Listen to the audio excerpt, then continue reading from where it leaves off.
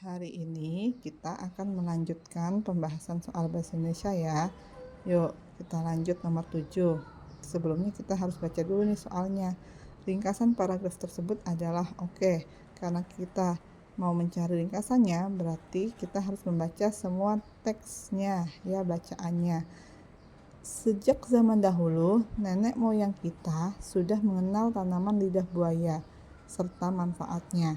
Manfaat tumbuhan yang bernama Latin aloe vera ini tidak hanya sebagai penyubur rambut, tetapi juga bermanfaat bagi kesehatan. Tumbuhan tanpa buah ini mempunyai ciri-ciri seperti daun berbentuk panjang, tebal, dan berwarna hijau. Daunnya mengandung serat bening sebagai daging. Meskipun sejak dahulu dikenal memiliki banyak khasiat, belum banyak yang mengetahui bahwa tanaman ini bisa menjadi komoditas yang menguntungkan. Komoditas yang berbahan lidah buaya diantaranya obat untuk mempercepat proses penyembuhan penyakit, jus lidah buaya atau gel sebagai obat pencahar yang baik dan sangat membantu jika mengalami sembelit. Ramuan penyubur rambut juga sebagai minuman yang menyehatkan. Nah, berarti ringkasannya apa ya? Yang A, lidah buaya bermanfaat sebagai penyubur rambut juga untuk kesehatan.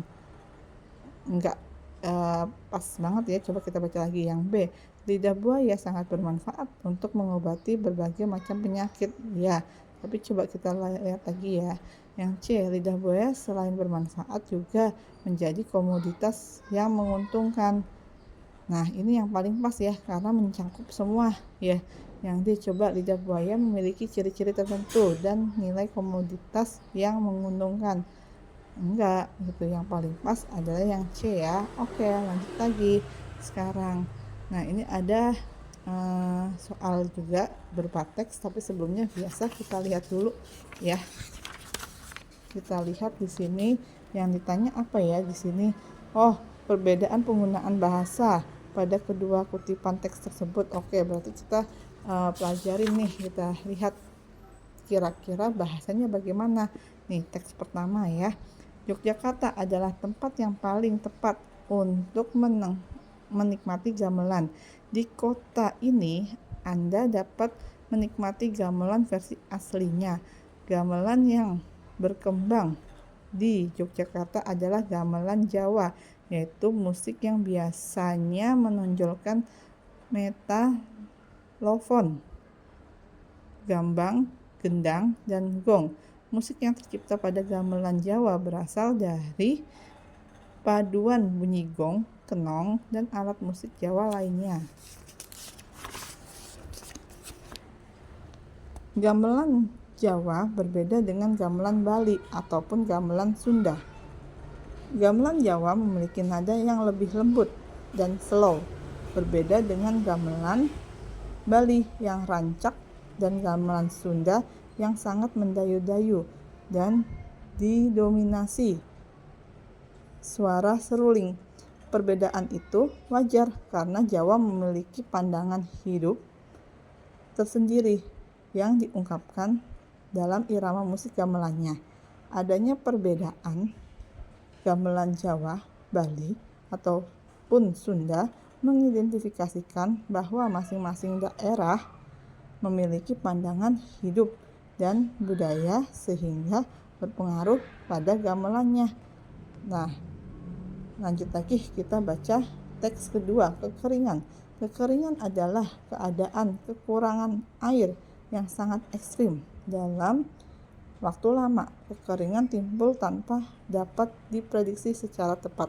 Di Indonesia, hujan turun secara tidak merata, meskipun pada umumnya hujan terjadi di seluruh wilayah negeri. Selain itu, hujan tidak terjadi dalam waktu yang bersamaan. Di wilayah barat, hujan sudah turun, tetapi di wilayah timur belum turun hujan. Kekeringan biasanya muncul bila suatu wilayah secara terus-menerus mengalami curah hujan di bawah rata-rata. Musim kemarau yang panjang akan menjadi bencana alam apabila menyebabkan suatu wilayah kehilangan sumber pendapatan akibat gangguan pada pertanian dan ekosistem yang ditimbulkannya. Nah, berarti perbedaannya coba yuk. Teks 1 yang A, bahasa mudah dipahami. Yang teks 2 banyak menggunakan istilah ilmiah. Enggak ya, kayaknya semua sama-sama mudah dipahami nih ya. Yang B, banyak menggunakan bahasa daerah. Enggak juga. Yang teks 2-nya bahasanya mudah dipahami. Ya enggak juga, sama aja ya. Yang C, menggunakan istilah-istilah khusus. Untuk teks 1, yang teks 2-nya banyak menggunakan istilah ilmiah. Nah, gimana tuh? Yang C kira-kira gimana ya? Coba ya. Kalau yang D banyak menggunakan istilah khusus. Teks 1-nya, yang teks 2-nya menggunakan istilah-istilah umum. Nah, kalau membandingkan ya udah otomatis ya. Pasti yang paling benar adalah yang D. Kenapa? Yang teks 1 banyak menggunakan istilah khusus. Nah, teks 2 menggunakan istilah-istilah umum. Lihat kontradiksinya ya, lawannya ya gitu. Yang teks 1 istilah khusus, yang teks 2 istilah umum gitu ya. Nah, lanjut lagi sekarang. Ya, kita baca dulu untuk nomor 9. Ini apa yang ditanya? Kelemahan karya sastra yang terdapat pada ulasan buku tersebut ditandai nomor. Oke, berarti kita harus cari kelemahannya ya. Nah, kita harus baca semua teksnya nih juga. Yuk kita coba ya. 1. Penerbit Wayang menerbitkan buku terbaru yang berjudul Sudah Saatnya Menjadi Penulis Hebat. Yang 2, buku ini ditulis oleh Bendi Derajat. Yang 3, judulnya menarik.